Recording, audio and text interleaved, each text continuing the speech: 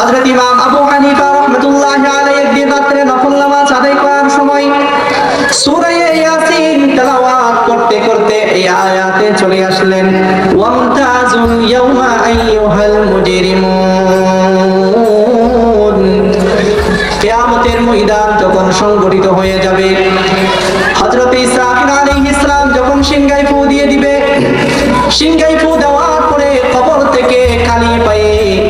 উলঙ্গ অবস্থায় একজন একজন করে সবাই উঠবে, পরিধানে কোনো কাপড় থাকবে না। আম্মা জান আয়েশা রাদিয়াল্লাহু তাআলা আনহা বলেন, ইয়া রাসূলুল্লাহ, সেদিনকে আমাদের কোনো লজ্জা লাগবে না, আমাদের পরিধানে কোনো কাপড় থাকবে না।